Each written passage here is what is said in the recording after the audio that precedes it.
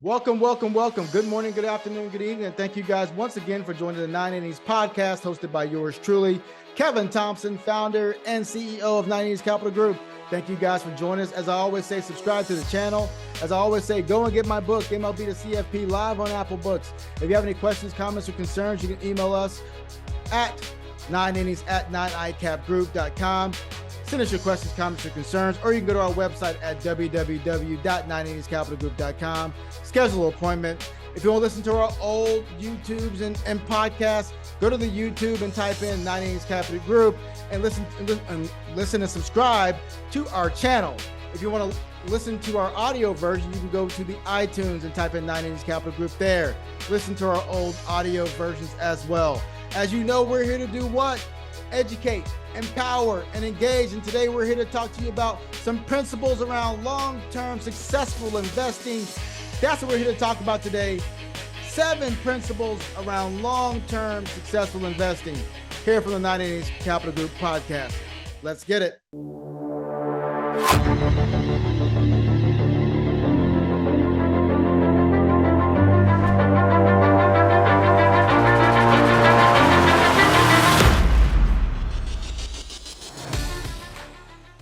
So, we're here to educate, we're here to empower, and we're here to give you guys knowledge about what's going on in this current environment. And we're here to give you some insight on principles around successful long-term investing. So part 1, principle 1, plan on living a long time. The probability of one person in a couple reaching 85 years old is 89%, according to the Guide to the Market. It's 89%. And if you go to 90 years old, the probability is almost a 50-50 coin flip. So it's important to understand that when you hit 65, you hit that retirement age, whatever that 65, 66, 67, whatever that age may be, you have another 15, 20 to 25 years in retirement. Some of us more, some of us less, but on average, it's going to be a relatively long time.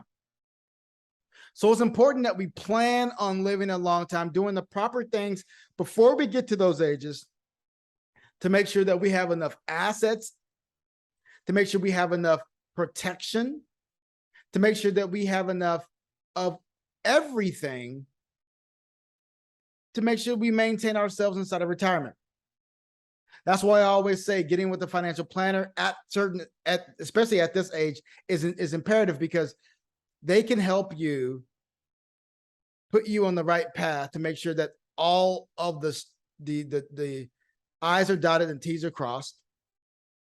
And also to make sure that they can stress test your plan for rising costs, whether it be inflation, healthcare costs, a long-term care event, a premature death. All these things can be stress tested for, to make sure that the assets that you currently have will maintain you through retirement. So 1, plan on living a long time. 2, understanding that cash isn't always king, and it doesn't earn what it used to.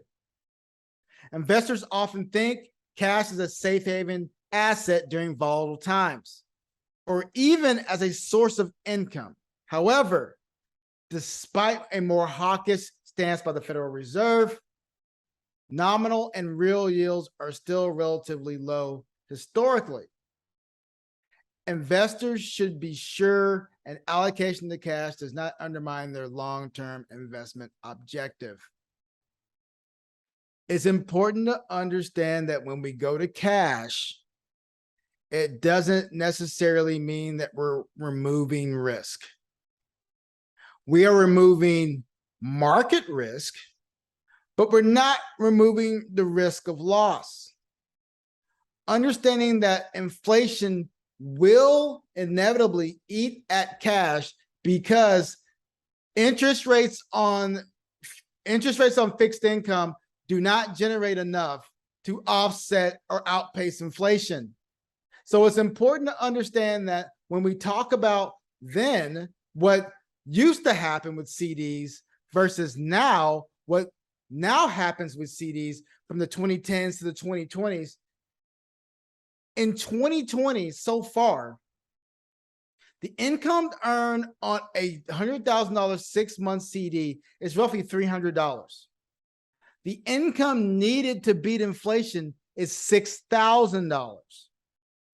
What happened then in the early 1980s, 1990s, and year 2000s, where CDs were outpacing inflation, it no longer exists. So right now we have to find other ways to place our cash or invest our cash, because inflation is beating that mark. So cash isn't always king, part 2. Part 3, harness the power of dividends and compounding.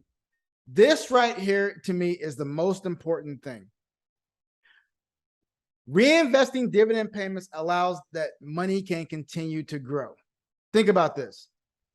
If you have a 10% yield, let's just use this hypothetically. You have $1, you have a 10% yield. Now you have $1.10, and then you have a 10% yield the following year. So that $1.10 now goes up by another 10%. So it's the compounding of compounding over the long term.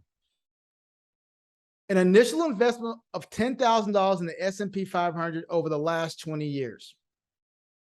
So we put in $10,000 over the last 20 years. As of the end of December 2021, the price return only is $114,272, which is a pretty good investment. But when you look at the return with dividends reinvested, that ending value was $208,000. So if I pull up my trusty calculator here, that's a $93,000 difference over the price return. And if I look at it, well, over a 1-year term is 82%, but if I divide that by 20, that's an additional 4.1% annualized return over that 20-year period. What does that mean? Well, 4.1% average annualized return. So what does that mean? It means that that's the power of compounding. That's the power of dividends. That's the power of things that produce income streams for you inside of retirement. Harness the power of dividends and compounding. Number 3. Number 4, avoid emotional biases by sticking to the plan. What does that mean? First and foremost, we have to get rid of the noise. We have to get rid of the MSNBCs, the Fox News, all these different networks. They're telling us, oh, here comes a bear, here comes a bull, here comes this, here comes that. They're trying to evoke an emotional response where you make a call on markets. They're trying to make sure that you not only receive that emotional response, but that you react to it and you keep your eyeballs on them. They're paying, they have to pay for advertising. Think about this. If every one of us decided to avoid the media and not listen to all this stuff, how would they make money? They wouldn't. So their job is to make sure that they give you an emotional response by providing you emotional biases, by removing yourself from the overall plan. However, part 4, we're avoiding emotional biases by sticking to our overall plan and avoiding the urge to time the market. The average investor return over the last 20 years has been about 3.6%, according to the Dalbar study. Returns in a 60-40 stock to bond portfolio, just plain Jane, hey, I'm going to stick it in the market and see what happens, it's been 7.4%. So that's almost a 3.5% return. Oh, actually almost a 4% return in what we call alpha that's been generated by removing the urge to buy and sell. So what does this mean? It means that sticking to your plan, avoiding emotional biases, avoiding the idea of market timing is crucial. Now I hear what you're saying in the background. Is the 60-40 portfolio dead, Kevin? Is it dead? I mean, all these things have changed. Interest rates and inflation, it's always changing. It's always changed. It's changed back in the 70s, changed back in the 80s. Or they said the same thing back in the 90s. It's always this. It's always something. But the reality is, if you stick to your plan will work. Number 5, volatility is normal, so don't let it derail you.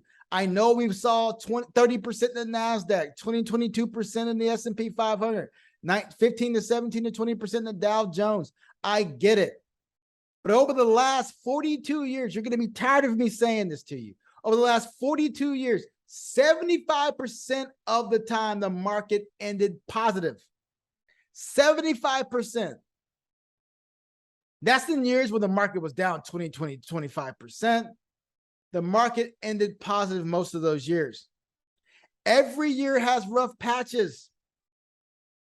Despite the many pullbacks, like I said before, 75% of the times we're positive. Volatility is your friend. Volatility is normal. 14% peak to trough declines are on average. So if we know this, stick to your overall plan. 6, diversification works. And it's a winning strategy over the long run. On a well-diversified portfolio over the last 15 years, averaged about 6.1% according to a guide to the market. So what is this telling you? It's telling us that not being overly allocated to a single asset class makes sense.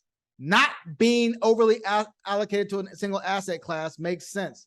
Not being all small cap, all large cap, all this, all that. Having a diversified mix of asset classes, because we don't know which one's going to win in any given year.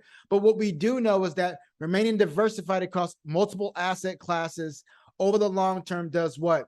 It increases our rates of return and it lowers our volatility on our portfolio. Although we may not be number one in that year, we will be somewhere in the middle, because we know what? We're not going to be number one, but we're not going to be last on the portfolio on the chart either. We're going to be in the middle, getting a nice smoother ride on our portfolio. That is the purpose of diversification. Because guess what? When you look at it over a 20, 25-year period, we're going to be somewhere near the top quartile, and we're going to for returns, and the bottom quartile in regards to volatility. That's the benefit of diversification. Part 7, staying invested matters. Why is that important? Because we know over the long term, not removing yourself from markets is key. Staying invested matters and is the most important, essential principle of all. Market timing can be a dangerous habit, like we just said before. Investors think they can outsmart the market. Other times they fear and they get out of market. There's always these things about, oh, I'm doing very well. I get greedy. I get emotional. Oh, I'm doing very poorly. I need to get out of markets. When you see the markets kind of have that capitulation where they go down 15, 20% or 10 or 12% in a day, or 5 or 6% in a day, or 3% in a day, it's because that's capitulation. Investors start to fear for the worst. On average, think about this. The Michigan Consumer Sentiment Index. Over the last 50 years, there's been 8 distinct peaks and troughs in that index. So, Consumer Sentiment Index and subsequent 12-month S&P 500 returns. 8 sentiment peaks at the top. The S&P 500 return, 12-month average return has been about 4.1%. But listen to this. When sentiment is really, really low and it goes down, the average S&P return after the following 12 months, 24.9%. So what does that mean? When sentiment gets bearish, when sentiment gets bad, we need to be buying. We need to be going in there and say, you know what? I know this is going to be better. I know this typically goes back up. So think about it that way. So we talked about some key principles. Principle 1, plan on living a long time. Principle 2, cash isn't always king. Principle 3, harness the power of dividends and compounding. Principle 4, avoid emotional biases by sticking to a plan. Principle 5, volatility is normal, so don't let it derail you. Principle 6, diversification works. And principle 7, staying invested matters. Why is this important? Because we have to rid ourselves from all this nonsense that's going on with the media, throwing this big bulls and big bears and whatever they still want to throw at us and tell us how we feel about certain things. Because you know what feels good? Making money. And making money should be boring. The more boring it is, the better it is. Thank you guys for listening to the 9 Innings podcast. Thank you guys for enjoying us. Thank you guys for the subscriber growth. As you know what we're here to do, educate, empower, and engage. And today we talked to you about 7 principles of successful long-term investing. Go to the website, www.9inningscapitalgroup.com. If you have any questions, comments, or concerns, send us an email at 9innings@9icapgroup.com as well. Go to the iTunes channel, listen to our old audio versions, 9 Innings Capital Group there on the Apple iTunes store. Please don't hesitate to reach out to us. Stay humble, stay safe, and we'll see you guys again next week.